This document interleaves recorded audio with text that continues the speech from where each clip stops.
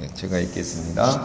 엘리사가 이스라엘 왕에게 이르되 내가 당신과 무슨 상관이 있나이까? 당신의 부친의 선지자들과 당신의 모친의 선지자들에게 가소서 하니 이스라엘 왕이 그에게 이르되 그렇지 아니하니이다. 여호와께서 이 세 왕을 불러 모압의 손에 넘기려 하시나이다 하니라.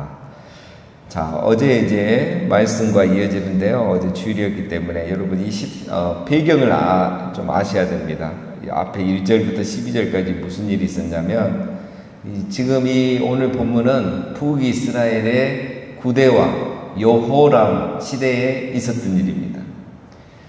전에도 한번 나왔는데요. 아합 왕이 죽자 이 모압이란 나라가 이 북이스라엘에게 조공을 바치던 일을 멈추고 배신을 했죠.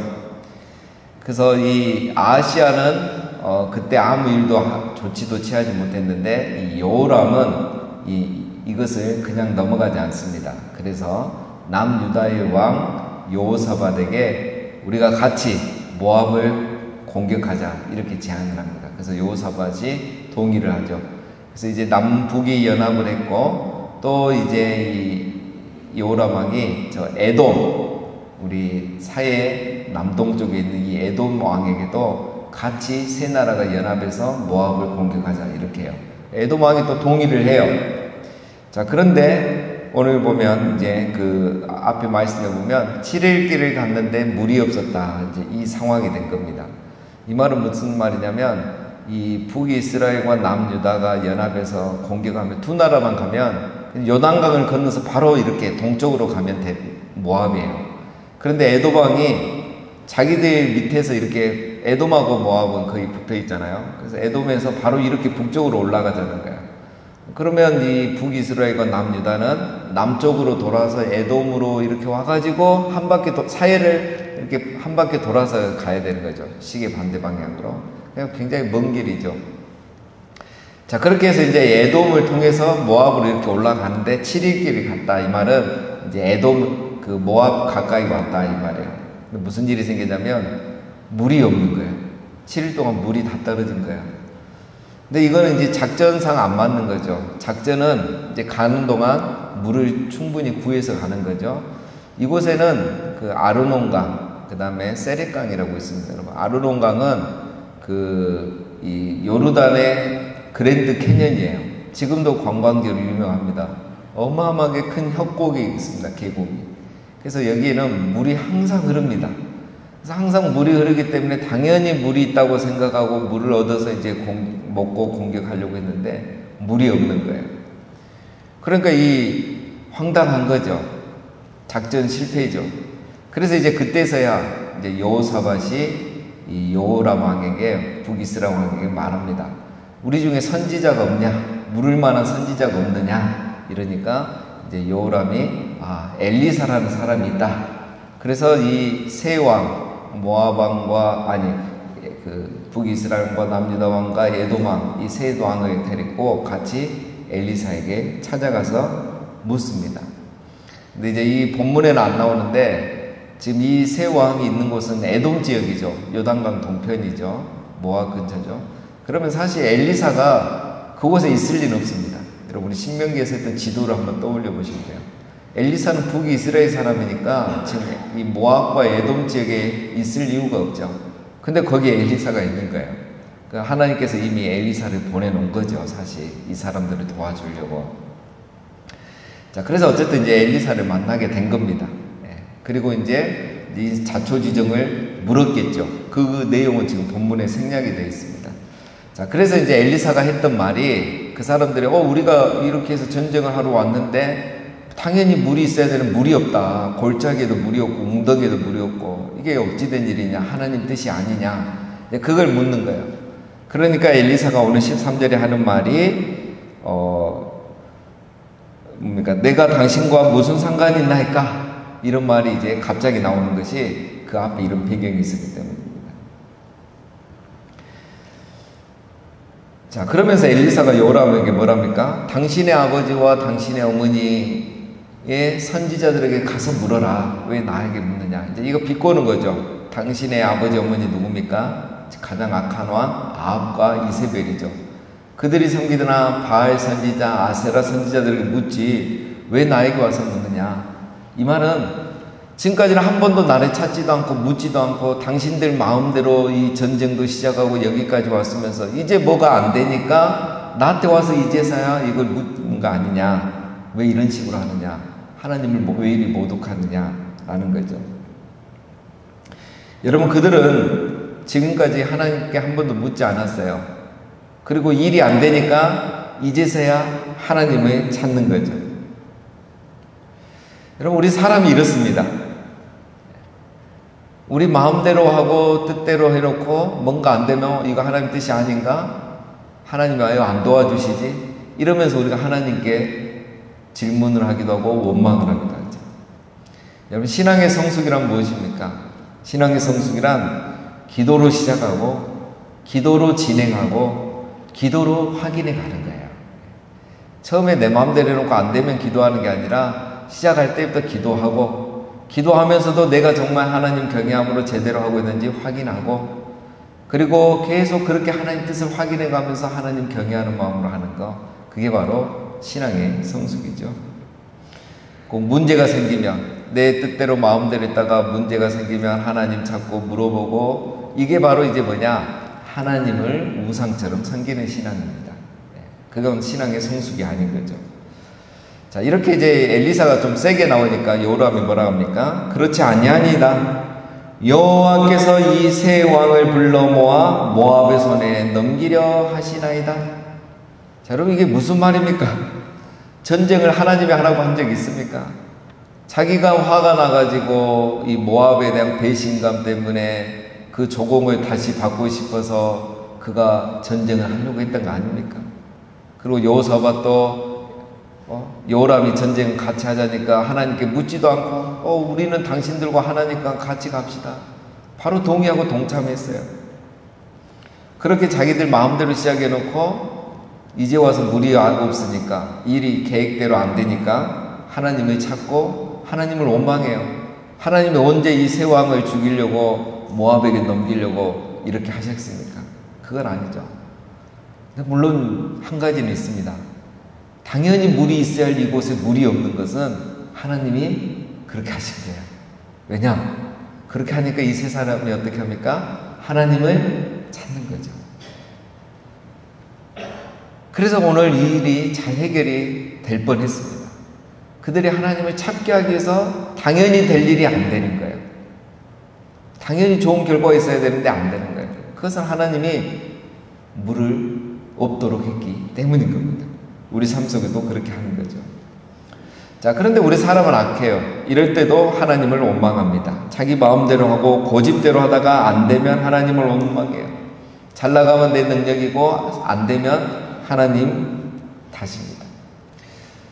제가 좋아하는 잠언 말씀 중에 하나가 잠언 19장 3절에 보면은 사람이 미련함으로 자기 길을 굽게 하고 마음으로 여호와를 원망하느니라. 여러분, 사람이 미련함으로 자기의 길을 굳게 한다. 자기의 길을 굳게 한다면 망친단 말이에요. 힘들게 간다는 거예요. 오늘 이런 사태를 말하죠.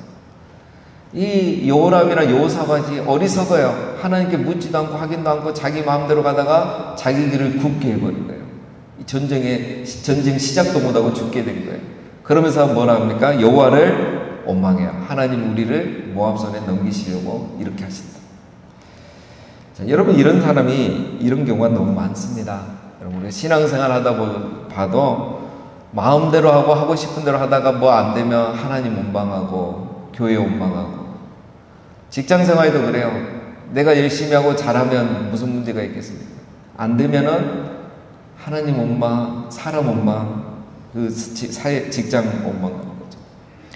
지혜로운 사람 누구입니까, 여러분? 하나님께 묻고 사람들에게 자문을 구하고 자기의 길을 충성되게 가는 사람이에요. 그게 지혜고 신앙의 성숙입니다. 오늘 보니까 아직 여호람이나 여호사밧이나 아직 많이 먼 거죠. 자, 14절 보겠습니다. 엘리사가 이르되 내가 섬기는 만군의 여호와께서 살아계심을 두고 맹세하노니 내가 만일 유다의 왕 여호사밧의 얼굴을 봄이 아니면 그 앞에서 당신을 향하지도 아니하고 보지도 아니하였으리이다. 이제 내게로 검은 옷 할 자를 불러오소서 하니라. 검은 거 타는 자가 검은 거를 탈 때 여호와의 손이 엘리사 위에 있더니. 자, 엘리사가 착합니다. 그래도 말은 세게 했는데 청은 들어주죠. 여호사밧 왕의 얼굴을 보지 않았으면 내가 또 이러지 않았을 것이다. 그게 무슨 말이냐면 지금 이제 결국은 도와주잖아요. 기도해 주는데 내가 이거는 여호람 당신 때문에 해준 게 아니라 여호사밧 왕 때문에 해준다 이 말이에요. 이거는 또 여호사밧이 잘해서 하는 말은 아니에요. 여호사밧은 다윗의 후손이잖아요. 이 왕은 죽으면 안 되잖아요. 왜냐하면 그 대가 이어져야 되기 때문에 우리 예수님이 태어나야 되기 때문에 하나님이 이 왕조를 지켜주시잖아요. 그러니까 이 엘리사가 내가 여호사밧 봐서 기도해 주는 거지 당신 봐서는 내가 여기 오지도 않고 말도 안 했을 것이다. 이런 말입니다. 그러면서 이제 검은 고 탈자, 우리로 하면 이제 찬양할 사람 데려와라 이거죠. 그래서 그 사람이 찬양을 하는 동안, 예배하는 동안 성령이 엘리사에게 임하는 겁니다. 16절. 그가 이르되 여호와의 말씀이 이 골짜기에 개천을 많이 바라 하셨나이다. 여호와께서 이르시기를 너희가 바람도 보지 못하고 비도 보지 못하되 이 골짜기에 물이 가득하여 너희와 너희 가축과 짐승이 마시리라 하셨나이다. 이것이 여호와께서 보시기에 작은 일이라. 여호와께서 모압 사람도 당신의 손에 넘기시리니 당신들이 모든 견고한 성읍과 모든 아름다운 성읍을 치고 모든 좋은 나무를 베고 모든 샘을 메우고 돌로 모든 좋은 밭을 벌리라 하더이다. 자, 하나님의 성령이 엘리사에게 임해서 예언을 하게 합니다. 뭐라고 합니까? 이 골짜기에 개천을 파라. 웅덩이를 많이 파라. 그러면 지금 바람도 불지 않고 구름도 보이지 않는데, 즉 비가 올 기미가 전혀 없지만 이 웅덩이를 물로 채워주겠다는 거예요. 그러면 너희와 너희 짐승들이 이걸 마시게 될 것이다. 그러면서 하는 말이 놀랍죠. 이것은 작은 일이라. 이거는 이 기적은 작은 일이라. 그 말은 더 큰 기적이 있단 말이죠. 더 큰 기적은 너희가 모압을 이길 것이다 이 말이에요. 그래서 뭐라고 표현을 이제 여러 가지 하죠. 그 19절은 이제 표현이죠. 이 성읍을 차지하고 뭐 우물을 돌로 메우고 좋은 나무를 다 베어서 그들을 정말 처참하게 해줄 것이다. 너희가 승리할 것이다 이 말이죠. 자, 여러분 웅덩이와 전쟁이 여러분 무슨 관계가 있는지 지금은 당장 모르죠. 네. 이거 이제 결론에 보면 이것도 대단한 기적이 또 됩니다. 단순히 물만 주는 기적이 아니에요. 이것 때문에 더 큰 기적이 일어나요. 자, 그들이 어쨌든 우물을 열심히 판 거예요. 그러니까 이 웅덩이라고 열심히 판 겁니다. 웅덩이와 이 전쟁은 별 상관이 없는 것 같지만 엘리사가 하나님의 말이라고 전했기 때문에 이 사람들이 이걸 믿어요. 그래서 아무 상관없는 웅덩이를 일단 팝니다. 비올 기미가 없는데, 자, 믿었다는 거죠. 지금은 여러분 건기입니다. 그러니까 이 나라에는 건기에는 일체 비가 오지 않지 않습니까? 우기라면 전쟁을 하지 않죠. 건기이기 때문에 전쟁을 한다는 것이고, 이 우기에 웅덩이를 판다는 것은 여러분 바보죠. 그 힘 빠지게 파서 뭐 하겠습니까? 비가 내리지 않는데 웅덩이에 팔 이유가 없죠. 그러나 이들이 믿음이 있었기 때문에 웅덩이를 판 거예요. 하나님이 1차 테스트를 한 거죠. 정말 너희가 나를 믿으면 웅덩이를 파봐라는 거죠. 자, 그렇게 하고 20절에 아침이 되어 소재를 드릴 때 물이 에돔 쪽에서부터 흘러와 그 땅에 가득하였더라. 자, 아침에 이들이 이제 먼저 소재를 드렸죠. 그러니까 물이 에돔 쪽에서 흘러나와 이 웅덩이를 채운 겁니다. 에돔 쪽에서 흘러나왔다는 것은 뭐냐면 이 남쪽이죠. 에돔이 남쪽이고 모압이 북쪽이죠. 물이 역류했다는 거예요. 그러니까 위에서부터 물이 내려오지 않고 물이 역류하면서 어딘가 또 막혔든지 그러면서 이 웅덩이들이 차버린 거예요.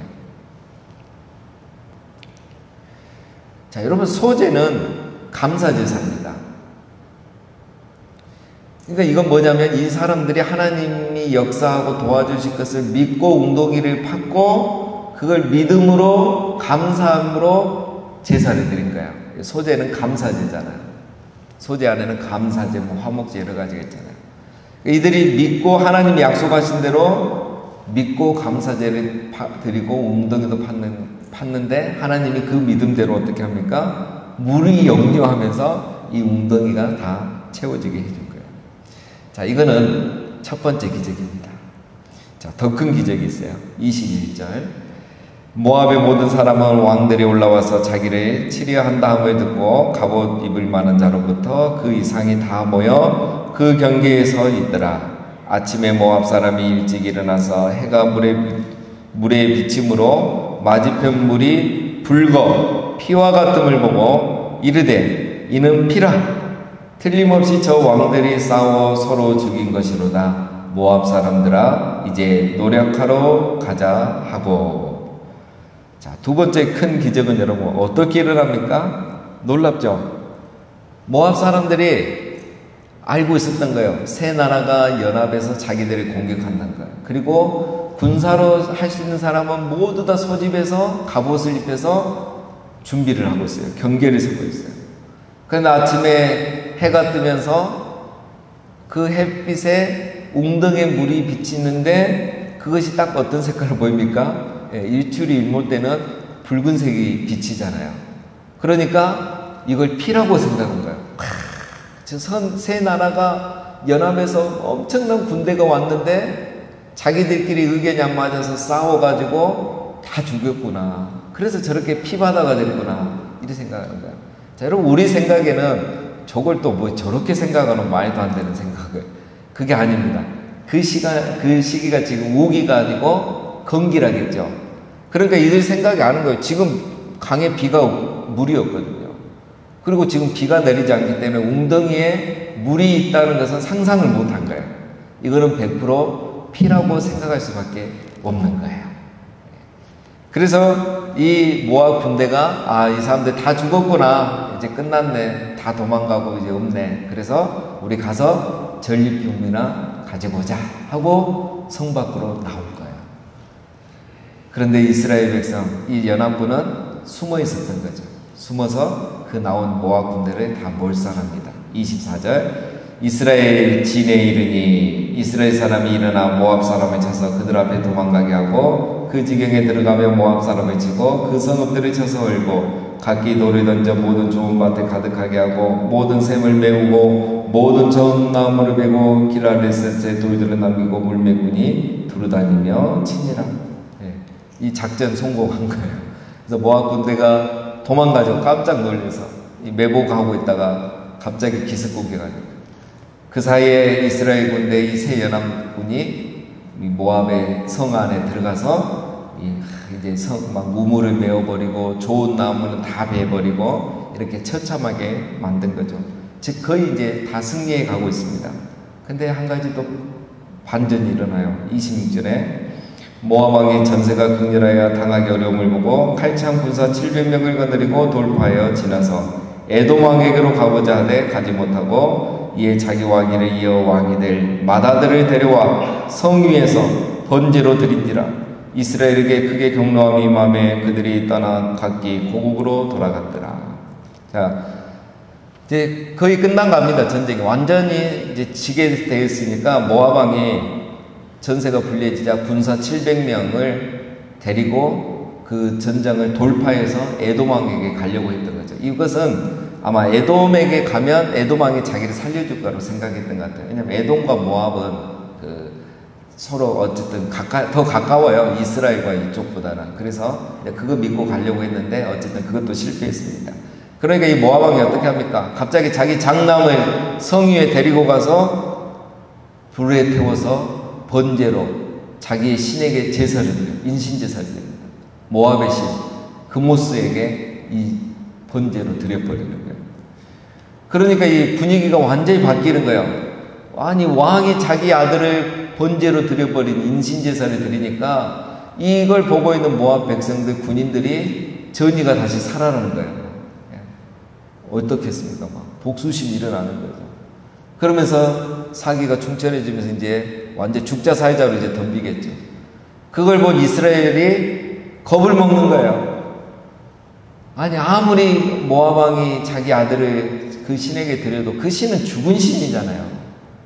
근데 저렇게까지 하니까 모압의 신이 그들을 도와주고 우리가 질 거라고 생각하고 두려워한 거예요. 믿음이 없어져 버린 거죠. 이 말도 안 되는 현상을 보면서 두려워할 이유가 없는데 그 죽은 신이 뭘 하겠습니까? 그래서 이스라엘 백성들이 한 사기가 다 죽어버리고 하나님이 진노하신 거예요. 경노하신 거예요. 이래 믿음이 없느냐. 그래서 결국 이스라엘이 거기서 고국으로 돌아갔다. 후퇴하고 전쟁을 완전히 승리하지 못하고 다시 자기 나라로 돌아가게 된 이야기가 오늘 본문입니다. 참 황당하죠? 자, 여러분 오늘 결론은 이겁니다. 하나님이 도와주시려고 해도 우리가 믿음이 없으면 소용이 없다는 거예요.